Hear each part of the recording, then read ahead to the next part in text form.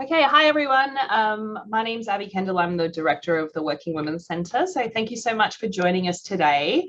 I just want to start by acknowledging that I am Zooming from Ghana country, and I want to pay my respects to elders past and present, past, present and emerging, of course, and also recognise the Black Lives Matter movement, and that as a white woman, I am a beneficiary of colonialism, and I'm personally, and as the Working Women's Centre is committed to helping the racial justice and power for Aboriginal and Torres Strait Islander people, in particular women.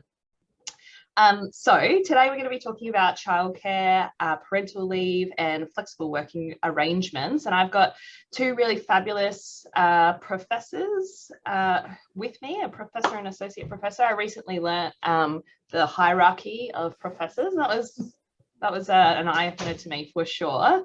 I now have a newfound respect for my university lecturers. So a lot of hard work. Anyway, so we have Associate Professor Liz Hill here with us, and also Professor Ray Cooper. They're both from Sydney University. So thank you so much for joining us today. For those who don't know about the Working Women's Centre, we are a not-for-profit organisation that provides free legal advice, information and representation to vulnerable non-unionised workers with workplace issues. We're also engaged in research, education and training. And the South Australian Working Women's Centre is in our 42nd year of operation. And I'm also really happy to announce that the Working Women's Centres across the country are a finalist for the Australian Human Rights Community Award, which is really fantastic. That's the 2021 award. And that will be announced on the 10th of December. So hopefully we win. Today's webinar really was born out of the Working Women's Centre's data from the 2020-2021 financial year. 29% of the calls we received from workers, mostly women, about their employment was about their employment conditions. 8% of those calls were about discrimination. And a majority of that, 38% of the people that are calling the centre are calling about things like parental leave, about flexible working arrangements, and they tend to be mothers with young children. So we wanted to really come together and have a think about why parental leave, childcare and flexible working arrangements are not necessarily working for women, why we've made those policy decisions, and what a better sort of work life could look like for women, and have further and better participation of women in all aspects of life outside of the home. So I'll start by introducing Associate Professor Elizabeth Hill. Liz Hill is an Associate Professor in Political Economy at the University of Sydney. She is the Deputy Director of the new Gender Equality in Working Life Research Initiative, and she's the co-convener at the Australian Work and Family Policy Roundtable. She's a leading researcher on the future of women, work and care in Australia and the Asian region, and she has also collaborated on research into gender equality, work and care with leading national and institutions, including the International Labour Organization and UN Women. So welcome, Liz. Thanks, Abby. And next we've got Professor Ray Cooper. Ray is a Professor of Gender, Work and Employment Relations at the University of Sydney Business School. She's the Director of the newly formed University of Sydney Gender Equality in Working Life Research Initiative, and is a co-director of the Women, Work and Leadership Research Group. Ray is also the President-elect of ILERA and is the President and Executive Member of AIRAANZ, I probably should have sorted that acronym out, and is currently an editor of the Journal of Industrial Relations. And also Ray was the former chair of the Working Women's Centre in Sydney. So that's really cool. Welcome, Ray. Nice. Yeah, thanks. That's one of my proudest things I've ever done, actually. Thanks, Abby. You need to add that to your bio. I really should, but I'm still sort of angry that we closed. So cool. So yeah, we're going to have a few questions. Really, it's going to be a very informal conversation. So please, in the audience, if you have any questions, chuck them in the chat and we'll try to get to it. So I'm just going to start with Ray. We're now post two lockdowns, and we've had some major disruption to working care in 2020 and 2021. Can you give us a bit of a background about, what has changed and what the pandemic has kind of highlighted for working women in Australia? Yeah. That's a big question. Well, we know that before the pandemic, women were already a couple of steps, or many, many steps behind men in Australia across a range of different indicators, whether that's the gender pay gap, whether it's about the seniority gap, whether it's about something we've been talking about a lot, which is the respect gap at work. So that's sort of pre-existing. That's happening before the COVID sort of period. But there has been, Liz and I think we'd both agree, been quite an exacerbation of those differences and the gaps between men and women through the period of 2020 and 2021. So we know that women have, through this whole period, been on the front line. So they've been in the essential jobs, whether that's in care work, whether that's in health jobs, whether it's education, whether that's supermarkets, like performing the majority of people who are kind of keeping us going, keeping us safe, keeping us healthy.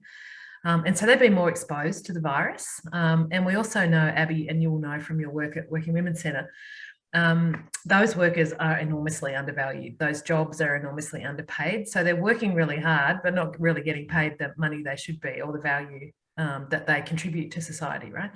So we've got that's going on. That's number one.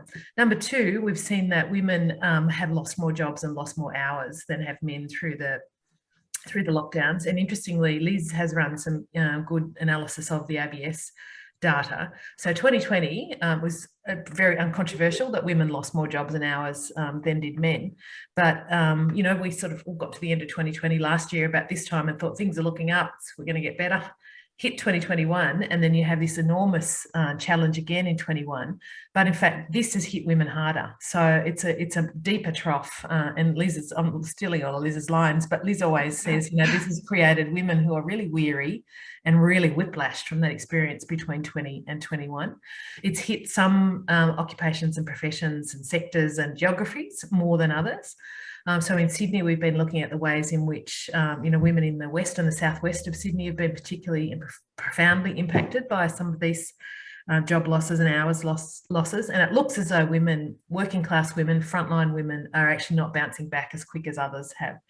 The other thing is that anyone like me who's had school-age kids at home through the period of the lockdown will know that there's been a terrible lot of unpaid labour going on through the pandemic, and that's made it almost impossible for some people, particularly frontline workers, to be able to do their job as well as balance that with the unpaid job that they have. But also there's been a range of other people, not just parents, people with other care responsibilities who've been trying to balance both of those things together. So that's sort of like a double squeeze that's going on from unpaid and paid work. And as I say, it's particularly hard if you've got little ones and people who are really dependent and need you all the time at home because care services are shut or schools are shut. And really hard on workers who have got frontline roles, because what do you do when your kids are at home and you can't take time off work because you needed more at work than you were before, and perhaps you've got an inflexible kind of regime at work.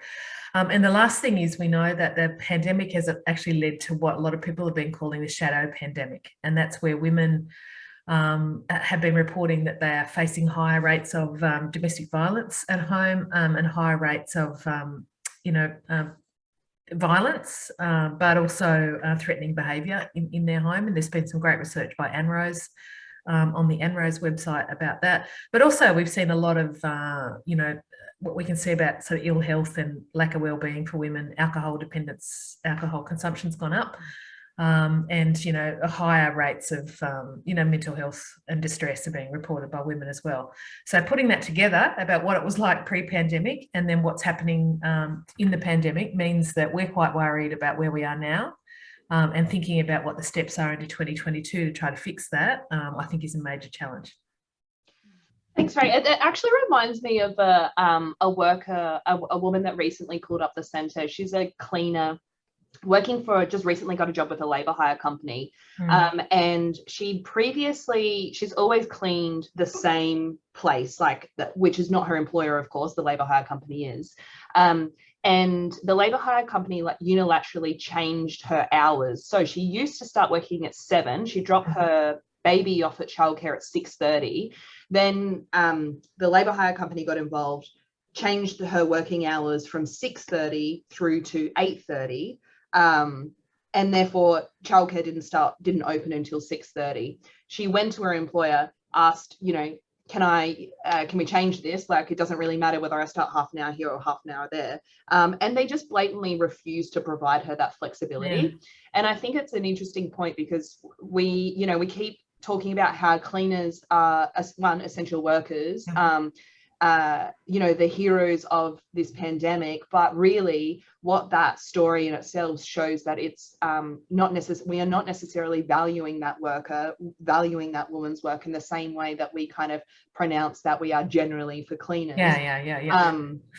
But also that, like, her employment experience was very transactional. She was just a number because she was an employee of a labour hire company, whereas if she was employed by the host employer who have see the benefit of her work, maybe there would have been some flexibility there. And, I just think that's a really like kind of neat example of the way in which childcare and inflexibility of work hasn't changed so much and has been highlighted through the pandemic.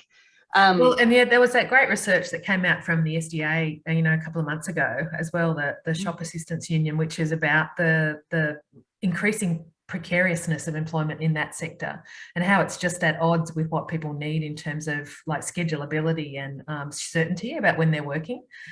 Because as you at that example you give there of that woman, the childcare centre, there's very few childcare centres that open at 6:30. There's very few people who can at any drop of a hat, regardless of what the operational requirements are, who can change their care arrangements that often take years to put in place, right? So I think thinking through, I think it's a very widespread problem actually, and I think we've got to bite the bullet and start to think about what does mutually beneficial flexibility look like. And so that all flexibility is not the same. And I would be a pretty strong advocate for saying we need to make flexibility work for what, the businesses have a certain operational need. We need to take that into account, but employees also have certain operational needs. To actually make their lives work and to look after their kids and, do really important stuff in the world. So trying to put those things together, I think, should be a critical approach of government and employers actually as we're trying to come out of this pandemic. Yeah, absolutely. I think it's a good time to bring Liz in, because we are talking about really, women needing flexibility, and there's a reason why women need more flexibility than men. So in terms of Liz, I'm just wondering, can you tell us a little bit about who is doing the caring, that unpaid caring work in Australia, and why, and has it always been this way? Okay.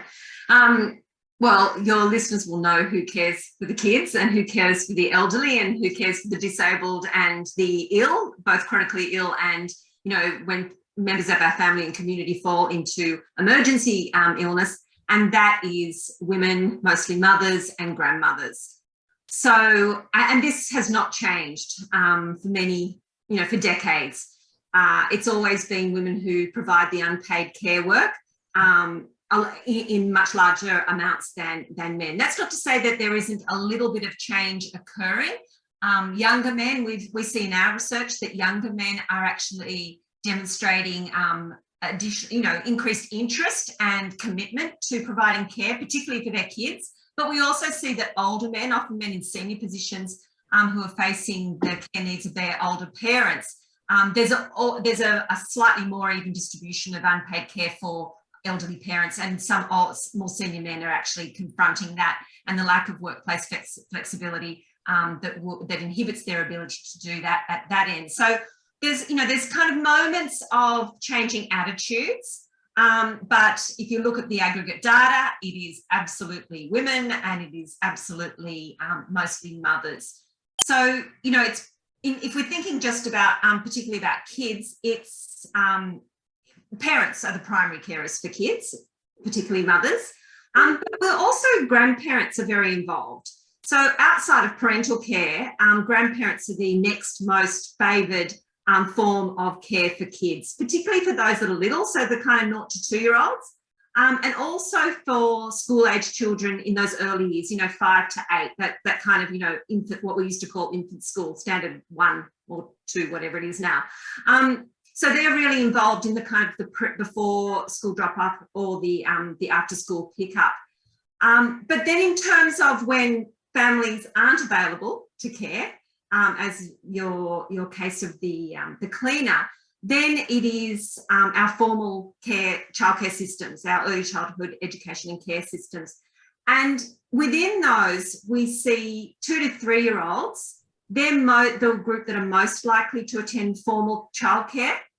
Around about 50% of that age cohort receive care from those formal care services, long day care centres, family day care centres, etc. But we see that really kind of lift in the year before school across Australia. Almost 90% now of children attend a preschool program in the year before they start school. But this is quite interesting in terms of the work-care kind of nexus, because preschools typically are provided on a short-term basis. So they might be 9 to 12 or 12 to 3. There's no way at all in which that they mesh neatly with the working day, the hours of the working day. So while we've got kind of high rates of care out in the preschool, it doesn't support working parents at all. In fact, it creates a real problem for them. So yeah, we've got quite a complex care sector, as it were.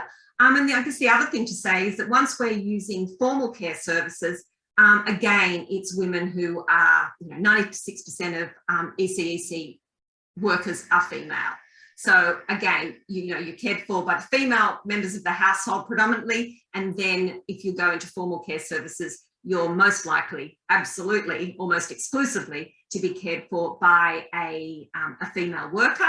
And we know that they are very poorly paid, and that there's, a lot of kind of some really significant retention issues in the formal daycare sector because of low wages and lack of flexibility for them. And because there's such low wages, how does a worker actually develop a meaningful and sustainable career in that sector, which so many of them say they love, but if you don't have adequate wages, they just can't pay their mortgage, send their own kids to care when they need to on the back of that kind of income. So we've got a really complex kind of care system that the COVID crisis really demonstrated is fundamentally broken. And that we really need to address it and change things so that it works for kids, so it works for their care workers, and so it works for parents, and it works much better for our economy and society. Yeah. And so I guess if we have a complex and expensive childcare system, I'm just wondering, what do you think about when the pandemic hit and all of a sudden childcare was, I think, varyingly far less expensive or free for workers? Yeah.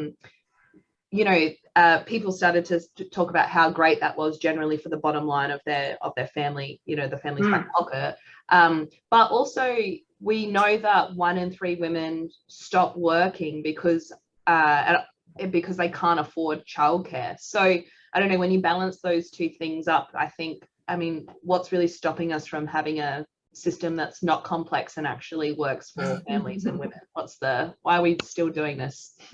Yeah, it's a really good question, Abby. Why are we still doing this? Look, I think the COVID response to early childhood education and care is interesting. One, because the federal government, who controls and funds and regulates that part of our care system, they'd always said that universal and free early childhood education and care was not possible.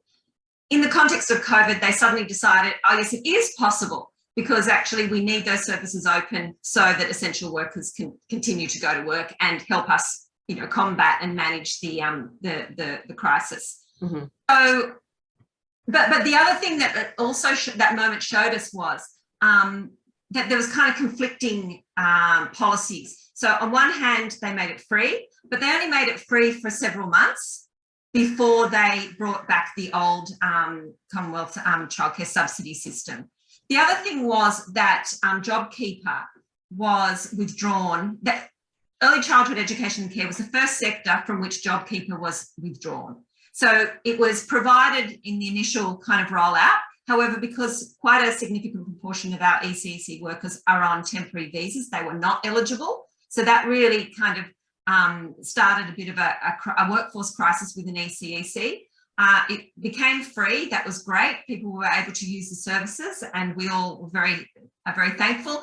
But then, as I say, it was the first sector to return to normal, as it were, or integrated way, and it was the first sector to have JobKeeper withdrawn. So you kind of get these conflicting accounts, I guess, in that policy context of what is the real value of ECEC. And then I guess what we've learned, and there's huge consensus around Australia and internationally, that the way to deliver high quality ECEC services for all is to provide those universally and free or at a highly affordable rate. But that's really costly. So one thing that we know from a lot of the research is that high quality care requires high quality work and good work design, and decent income and conditions. So if we're going to change the kind of the structure of our ECEC sector, we need to be prepared to, one, see it as an investment, and two, to back that up with dollars. So in the same way we see bridges and roads as investments in the kind of economic future of our economy and our nation, we need to see ECEC and other parts of our care system as critical social infrastructure that's actually going to build human capabilities and the future human capital. And it's always also a way of building inclusive societies. So at the moment, not everyone has access to ECEC. It suits some workers better than others. So your example of the cleaner is a great one. We don't have a flexible childcare system that can deliver care at that age, at that hour of the day. So there's a lot that needs to be done. And I guess at the moment, I really look to the Canadian experience. So Justin Trudeau, in his first COVID budget, dedicated $30 billion over the next 5 years for investment in building a national community early childhood education and care sector. And that's what it takes. And he's going to back that up with $9 billion every year after that. So, you know, it is going to be costly. And we shouldn't be surprised about that, but we need to stop thinking about it as an expenditure and really start to think about that for what it is and label it for what it is, which is investment in our future. It's investment in our children. It's investment in our parents and their workforce participation. It's good for everyone, good for kids, good for parents, good for the community, good for the economy. Yeah. And I think we, like, every time a budget is handed down, no one's ever like, oh, no, we don't need that road or that public transport system, or we don't need that bridge. Actually, in South Australia, we often, sometimes people really hate when hospitals are built. It's a bit strange. But generally, I think, like, you know, we're all on board with the necessity of those things. I'm just wondering about, like, gender responsive budgeting. So, you know, when I was sort of reading up around childcare and the caps and, you know, how, you know, as you were saying, not everyone kind of experiences access to childcare in an equal way. I noticed that one of the decisions that we made was to get rid of the cap on childcare, so that basically people who were, you know, you could earn really any sort of amount of money and you would still be eligible for a childcare subsidy during the pandemic. And so then I sort of assumed that people who are sort of earning as a family between $150,000 and $300,000 are likely to have more flexibility in their work, and so therefore maybe less stringent requirements of childcare from a particular time, like, you know, from commencement of time 9 a.m. to 3 p.m. or whatever it might be. It seems like we've only just started thinking about gender responsive budgeting here, and all of those issues that you just pointed out should be fleshed out prior to allocations of money to different sectors. Do you think that we are going to be able to maintain this kind of momentum around childcare and accessibility to childcare coming out of the pandemic? Look, there's been huge consensus building around this issue across Australia, across business, So groups like the BCA, which, would in previous, 5 years ago, would never have had childcare on their agenda.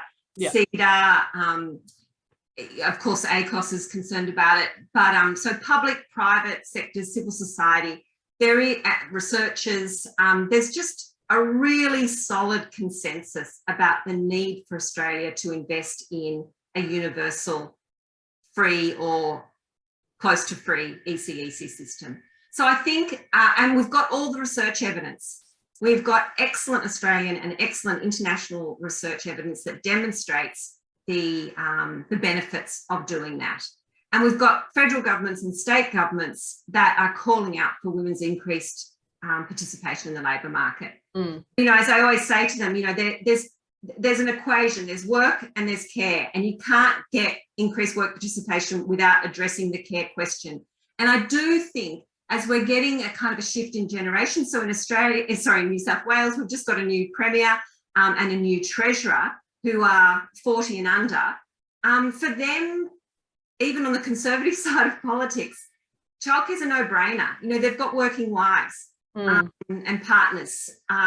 So I think there's a little bit of a shift there, and we can only hope that it drives a shift in political will. But I think it's also true that we need to really work hard at crafting the economic argument. That's often what cuts through. And I think this shift, if we move towards gender responsive budgeting and locating that deep in our treasuries, then actually just good economics becomes or feeds into directly feeds into gender equality policies. Because why wouldn't you harness and release the high level of skill and education of Australian women? We have the most, as Ray always reminds us, we have the most highly educated prime age female workforce in the OECD. And ABS data just a couple of weeks ago shows us that 50% of young women have a bachelor's degree. Like, it's madness not to harness that. And in order to harness that capacity and to deliver the productivity that offers to the Australian community requires universal free ECEC. So it's about really kind of reinforming ourselves of what matters in a 21st century modern economy in which almost everyone is a worker carer and most people live in dual earner households. Yeah. So we can't rely on the unpaid labour of women in the home any longer. It was exploitative, 50 and 100 years ago, and it's a nonsense to have an economic structure that presumes and assumes that. Yeah, right on. I think if we've got 50% of young women who have bachelor's degree, they're going to need some form of flexible work structurally. And so I'm just wondering, Ray, I might bring you back in here if that's okay. We know that there's been a massive surge in workers trying to access flexible working arrangements in Australia. But our experience at the centre, we have a lot of people calling up basically saying, hey, I've applied for a flexible working arrangement for these reasons as per the NES, as per the National Employment Standards, as per the Fair Work Act. And they tick all the boxes, and their employer comes back to them and says, actually, sorry, no, for operational reasons, we can't provide that to you. And then there's really no avenue after that. So I'm just wondering, it's clearly not a positive entitlement to flexible work, even though, as Liz has pointed out, that's absolutely necessary for the kind of workplace participation of women in Australia. So what changes what do you think about that first? And what kind of changes would you like to see to, cause that flexibility that we need, that true, genuine flexibility? Yeah, good question. I think that's one of the questions of the age, isn't it? As we come out of pandemic, it's both the care question that Liz has talked about and where she's the big expert, and the other one is flexibility and how we make that work. Because, there's a lot of people, not just women, I think, who've sort of been quite surprised by how flexibility's kind of played out. For those people who've been able to work at home, a lot of people haven't, and how actually you can make it kind of work. So I think it's going to be an interesting time to watch and see what do employees want and what are employers going to do, and then what does that mean for the stakeholders. And I'll get to your question about regulating flexibility in a minute. If I don't, just someone kick me. So there's the survey evidence suggests that, so I think it was Chief Executive Women and Bain put out a survey through the early 21 lockdowns, and they asked, what sorts of flexibility are you looking for post pandemic, and do you think your employer is going to be able to offer it? And what's interesting is that the range of things that people want access to in terms of flex has really gone up. But I think the interesting thing for employers and for government is going to be that employees think their employers should provide it and can provide it. So that's a different thing to wanting, if you know what I mean. So they want it, but they think it's possible. So that's going to create a bit of a head of steam, I think, about people wanting to establish flexibility. So a lot of people put in place flexibility if they've got a great employer who wants to keep them and keep them happy and all the rest of it. A lot of people can put in place flexible working arrangements without having to beg and put in formal arrangements. A lot of people can't, right? So I think we have to have an arrangement that's sort of future fit in our regulatory regime that makes it possible in those circumstances, which are quite broad actually, where an employer or even just a line manager says, actually, no, we're not going to do that. So if a person comes along and so you're right, in the individual flexibility arrangements arena in the Fair Work Act, under the National Employment Standard, Australian workers, especially when they have care responsibilities, have the right to ask their employer, can I have this form of flexibility established as part of my terms and conditions of employment? But kind of stops there. As long as it's the employer responds in a certain time and they give you an answer that relates to a reasonable business ground, they can very easily say no. So it's not a right to establish those flexible arrangements. It is a right to ask. And I think that needs to change. I think that's not world leading. It's behind many other economies. It's behind the UK. It's behind lots of places in Europe. So I think we need to strengthen that so that there is some form of a right to be able to access the flexibility that you need to be able to do things like care. And actually, I think if we should just go broader than that, that people need flexibility. They should have access to flexibility that they need as long as we can make it work, right? And there's got to be some sort of sense test around it. So I think that needs to be strengthened in the Fair Work Act. I think maybe there hasn't been as much attention to, the flexibilities and the clauses that are in enterprise agreements, and the ways in which we could use enterprise bargaining to sort of leverage flexibilities, because that might be one way that we can have like, for example, a right to part-time work or a right to working from home, established in an agreement, which would allow employees then, if they have a no to a reasonable request, to be able to have some compliance around it through, things that are in the enterprise agreement can go to the Fair Work Commission.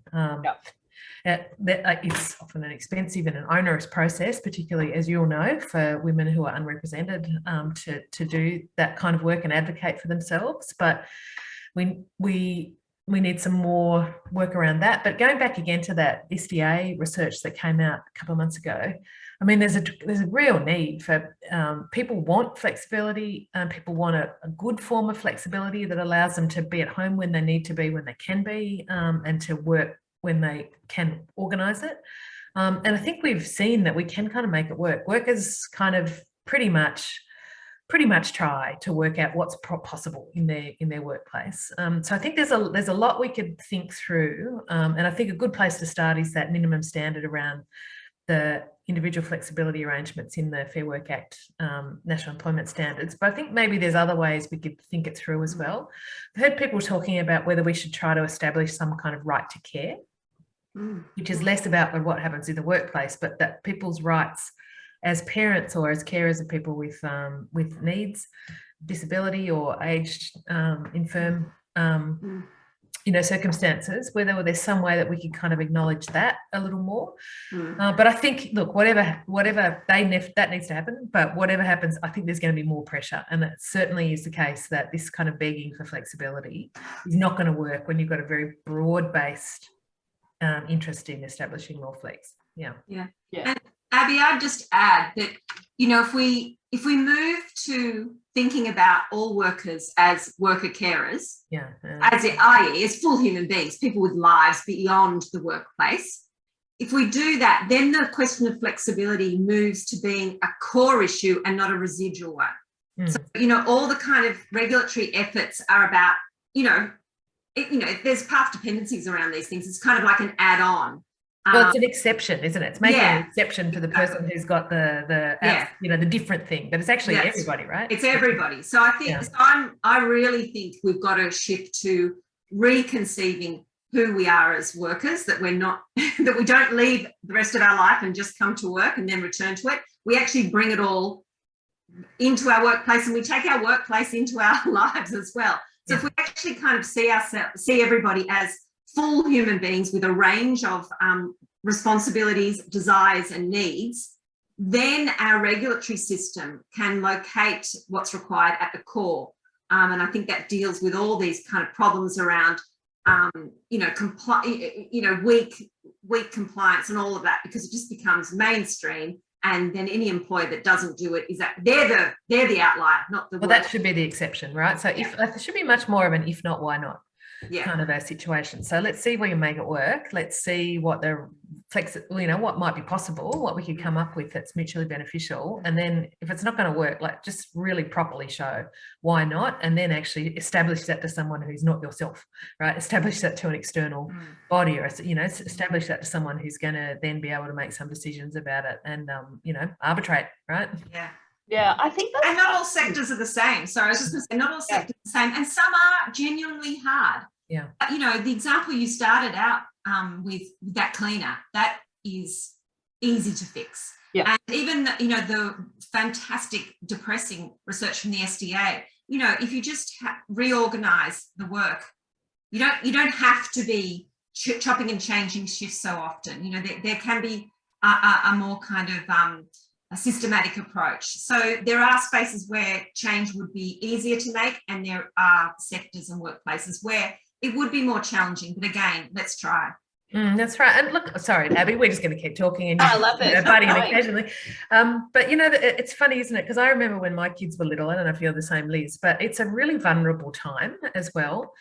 And you sort of really, like, it's really hard because you feel very emotional about, looking after your babies, right? And you have little toddlers, and how you're going to make it all hang together, and also coming back to work and trying to make a contribution and be valued for the work that you're doing.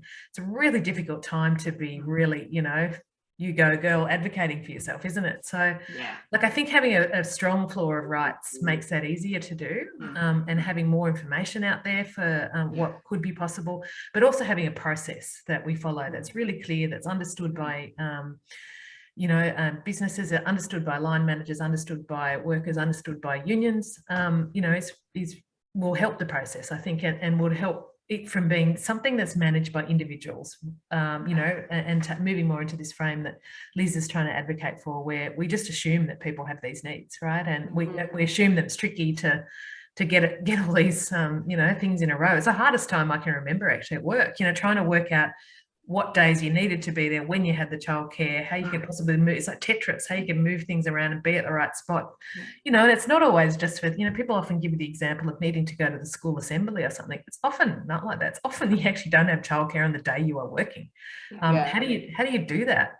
So I think taking it out from the individual, particularly the individual woman and mother, who then makes a decision about, okay, right, well, it's not going to work, so I'm going to drop out here, or I'm going to not work this day. So that ultimately means they're stepping back from what their earnings are. They're stepping off the sort of trajectory where they might be able to progress more. They are so highly educated. It's a big loss for them in terms of earnings. It's a big loss for the economy as well. I think one last thing I'd say, sorry, is that the other thing is maybe it needs to be an annual check-in, because the thing I found most surprising when I had small children was, I felt so proud of myself sorting it out, child number one, the daycare, my work days, and I thought, that's it, I am done and dusted. And you have number two. and then you have number two. But what you learn, and everyone who comes seeking advice from your centre will know, is that it's not stable, right? So the care needs change, the age of the kids, whether they're, you know, and your work days might change. So it's this, you just, once you've got it set, you have this kind of nice little moment, this sweet spot where you just enjoy the fact that you've solved the Tetris puzzle. And that might be for 3 months, it might be for 6 months if you're lucky, but then it changes again. You've got to remake it. So so employers, you know, if we could kind of shift again that onus so that employers expect you to come and say, okay, I just need to do some nip and tuck here. Hopefully it's not wholesale change. But yeah, rather than the expectation that, oh, haven't they got that solved? Like, why are they coming back? Family life, community life is complex, messy, and more chaotic than we tend to present it as, because we're trying to be good girls and not create too much fuss for our bosses. Yeah, it sounds incredibly unpredictable. Like, I don't have children, but I have lots of nieces and nephews, and that have had that experience of caring as an aunt. But also, you know, we have worker carers at the centre who have young children, and, you know, I'm kind of observing from the outside about how unpredictable and how difficult that can be, particularly if they don't have flexibility. I really love that reframing, actually. I'm just thinking about the Working Women's Centre website and how I want to go through and like control find worker and / carer and just start using that everywhere. That's so good. And, you know, when we're thinking about the cleaner, the example of the cleaner that I gave earlier, they weren't willing to budge because they just saw her as a transactional worker, and it's just transactional labor for them. She's a number, not really, you know, anybody that experiences life outside of that 3-hour shift. And so, you know, what's it really to them? Whereas I think if the person who's making the decision, at least at the labour hire company, thought of her as a worker carer, then it reframes the whole issue. So I guess I'm wondering, we have increases. We've got an increase in precarious work in Australia. You know, that is the casualisation. That's insecure work, really. If you don't know you're going to be working how many hours or for how long, and, you know, that's predominantly done by, more so done by women, but also low paid workers as well.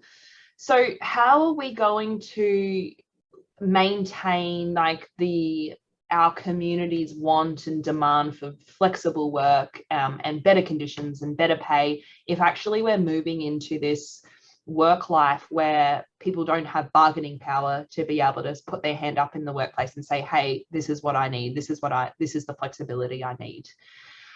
So Ray, I'm just wondering, are you concerned about our ability to maintain an expectation for flexible employment?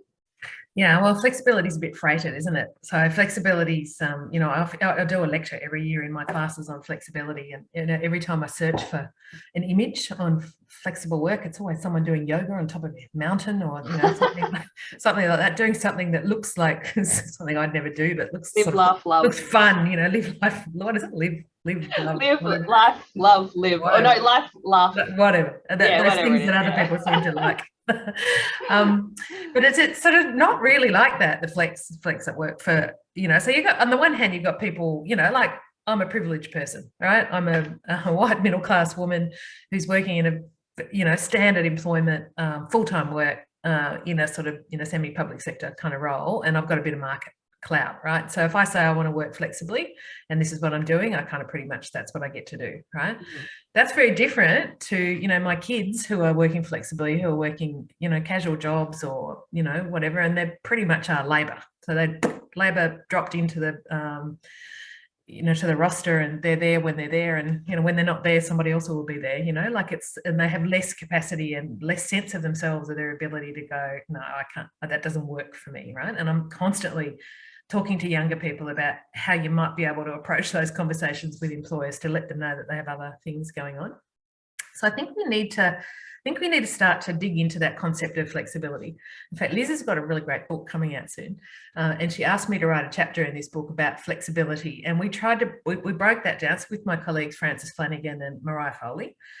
And we've broken it down into, okay, everyone, flexibility, yoga on the top of the hill, and, sort of like a motherhood concept that it's really bad to be inflexible. Flexibility is good, but let's think about how it plays out in the labour market. And we sort of said, okay, so there's bad flex, and that's really highly precaritized flexibility done in low paid jobs where people have very little control over when and where they work, right? And then there's good flex, and that's mutually beneficial flexibility. That looks a bit more like yoga on the mountain. It's sort of like it works for me, it works for you. It's, people can work at home, potentially be highly productive on those days, and then go to work on days when they're needed.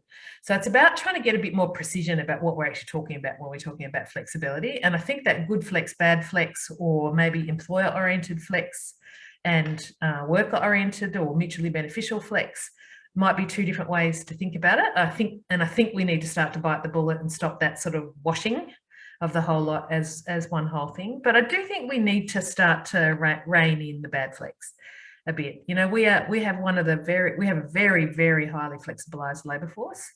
And despite the fact, it really is about 25% of the labour force, so 1 in 4 who work in casual jobs. And then you add on top of that the labour hire, the gig work, the sham contracts of people who are on ABNs and all the rest of it. It's a sizable chunk of a pretty large labour force. But actually, what's interesting is when we do surveys, and Liz and I did a national survey of young people, we define young as younger than us, so 16 to 40, about what they want from work. And interestingly, the number one thing, particularly women want, is they want security of employment. And that's one of the biggest gaps as well. So we go, what do you want from work? And they say, 82% say it really matters to me to have flexibility. And they say, how happy are you with the flexibility you currently have? And it's only 1 in 5 then who say they're happy with what they've got. So there's a big gap in the type of flex that they have available to them. So I think trying to think through the types of flex, think about what needs to sit underneath that to make that work, which might be regulation, it might be about employer strategy, it might be about, I don't know, a whole bunch of market power kind of issues, but also thinking through what the implications are of that highly precaritized flexibility. So I guess we always assume that low wage is kind of good for some people. I suppose it is. I suppose it's good for some employers who make profits out of that kind of approaching employment as kind of expendable and not very costly per hour. But also, there's a lot of evidence that more, better flex is actually better for business. It's better for the employees. It's better for broader capacity for people to engage with community and, build that social capital we need. So I think sort of trying to dig into it, I don't know if I'm answering your question, but I am concerned about it, and I'm concerned about the flourishing bad flex. I'm concerned about the gaps that people have when they say that they want flex and they can't get it. And I'm also worried about the fact that even people who are not that 25% of people who are on those, or 25 to 30% of people who are on, objectively flexibilized contracts, like casual or whatever, a good proportion of the labour force, 5 times bigger, are saying that they feel that they're not in secure employment. So I think that there's that going on as well, that you have flexibilized permanent employment as well, and that's kind of creeping in. I think that's something we've also got to watch out for as well, because it's not just about casuals. I think it's much bigger.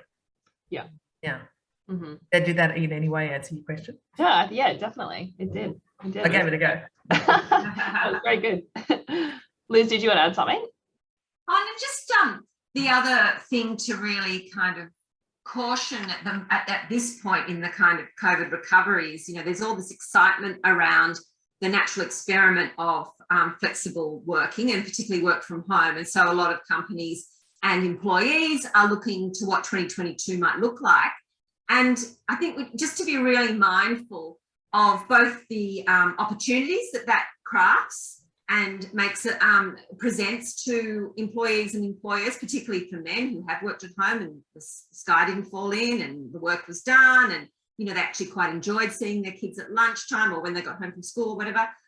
So there's opportunities there, and there's opportunities for women to stay in jobs that are commensurate with their skill and employment level if they've got that bit more opportunity to work from home and can kind of make that work care kind of thing work in a way that satisfies them. So there's kind of opportunities, but there's also really strong risks associated with the current kind of excitement around, and this is again to Ray's point about good flex, bad flex. But we really need to make sure that in 2022, as some employers do experiment with increased, particularly work from home, that they actually do that with an eye to any kind of new types of inequality that they are building into their workforce, because we don't want to see the need for flexibility create a dualistic kind of internal labour market within organisations where it's one group of workers, and that could be defined by gender or age of kids or other care needs, that are doing a lot of the work, taking a lot of the work from home, and then they find themselves kind of cut out of opportunities for promotion, etc. So it's a real risk, and unless it's employers who have a really strong gender lens on how they design their 2022 going forward kind of types of flexibility, they will reap the maximum benefits for themselves, for their own business, but also for their whole workforce. But yeah, we need to really, as researchers, we'll be really keeping a close eye on not only the models, but who's using them and how that plays out over time.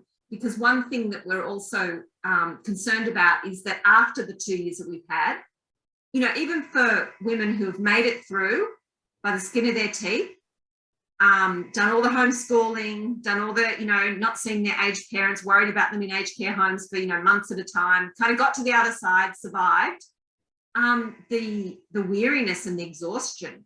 So we're concerned about whether or not that means a whole, some women will kind of up down just out of the need to protect their well-being and mental health for the next year, and what that could mean. So we're mindful that employers need to be really thinking carefully about the lagged impact of COVID. It was a crisis 21-22.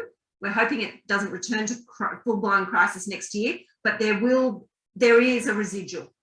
And so flexibility needs to be dealt with very carefully in that context of residual exhaustion and weariness. We're not all highly energized, are we? We're all a bit exhausted and need a bit of downtime. Yeah, no, absolutely not. So we're all a bit weary and exhausted, and we're not, sorting out the best system for us. Do you think, I personally think that now is a really good time for change, and I kind of wish that we were all a little bit more energetic, because we've kind of got this like perfect moment, but everyone's so tired from the moment that it's like, taking that next step or getting that political or worker care or power is it's difficult to organize at the moment. Do you have hope that will change? Like, are you hopeful, optimistic? I am, yeah. Absolutely. Like, we are tired. We don't want to come across as the two cranky old professors from Not at all. We're tired and pissed off, but you're absolutely right. It is the moment. And so, look, we're all going to have a couple of weeks at the beach. Yeah. We're finishing the year. We had Sam Mostyn's press club address yesterday that was a manifesto for change, that now is the time. We've got things like that, and there's all kinds of coalitions of around Australia that are making the claim that now is the time for change. I think we can afford to have a couple of weeks at the beach and then come back raring to go, because it is a moment where there's a visceral understanding of what many of us have known for a long time, but I think that visceral understanding is broadly felt now amongst the community. And so you're absolutely right. We have to mobilise, and we have to get in the ears of all our leaders, both across the public and private sector, and our politicians, to make Australia better. Yeah. I thought you were going to say make Australia great again. I know. I was a bit worried about how that started to sound. But, how good is Australia? Yeah. Well, and I agree. So you would have picked up, Abby, that in the US they're all talking about the Great Resignation. That people have got through the crisis and then have gone, yeah, I'm out of here. Actually, I don't want any more of this. We're not seeing that in the ABS data here about what the labour force churn looks like. But, I expect we'll see a bit of movement, once we get through a bit of a sit down and a cup of tea, when people work out what exactly it was that has just happened to us all. I think people I think the great contemplation might be the way to look at it in Australia. People are thinking about what's next. I think people are thinking, okay, it's a pretty tight labour market at the moment as well. So I reckon people, especially women, should be looking around and going, okay, what do I want to do with my skills, which are precious, that I have invested in? Who do I want to work for? What are they going to do to reward me? What are the things that I need to make my life rewarding, to make my work interesting, and to get the return that I should be getting, and ask for it, demand it. And because if people aren't asking and people aren't going, well, okay, well, I'm actually ready to walk if I can't put in place some of these things that I really need that'll make my life better, then there's not that pressure. So it's sort of this chicken and egg kind of thing. But I think everyone needs a little bit of a holiday over the summer if they've got any bloody leave left. To have a bit of a think about it and actually just start putting some pressure on. I think Liz used the term there before, we've always been really good girls. So I think it's time to stop being polite, actually. I think it's time to start demanding what we're due and start asking for the things that we need, and, make it a better 22 and 23 than it was at 2021. Yeah, absolutely. I agree. Here. Yeah. So I think that we're almost at the end of our time together, and we don't have any questions that have come through. So I might just use this moment to say thank you very much to Liz and Ray. I think it was a really great conversation, and we got a lot out of that. We're talking about a lot of things, but I think really at its core, we're talking about the lack of respect and value for work and care. And, I love that. Let's stop being good girls and change that, because I don't think, unless that we have the energy and we mobilize in a way, I don't think that's going to happen. And I also just want to remind everyone here about the Respect at Work report, and in particular recommendation 49, which is around the establishing and funding working women's centres around the country. Our Sex Discrimination Commissioner, Kate Jenkins, really, told Australia that working women's centres are a leading holistic model, and that we're required in the prevention of sexual harassment in the workplace, but also for the drive for equality for women in the workplace as well. And we still have not had a decision, or at least have not heard about how the government is going to implement recommendation 49, and when these centres are going to be set up, when we're going to have one in each state and territory, and how much money they're going to, how much funding they're going to get. So I just would like to remind everyone that is still very much a campaign of the centres, and you can go to savetheworkingwomencentres.org.au to have a look at what we're doing. And I think further to that, I just want to say that today's webinar is funded by the Fair Work Ombudsman. The South Australian Working Women's Centre is the only centre that has secure funding, and that means that we can put on webinars like this, and we can do a whole bunch of education stuff, as well as doing that, that grinding day in, day out representation and advice to vulnerable non-unionised women, like the women that we've been talking about today. So please support our campaign, and thank you so much for coming along. Thanks, Liz. Thanks, Ray. Thanks for all your work, Abby. See ya. Bye.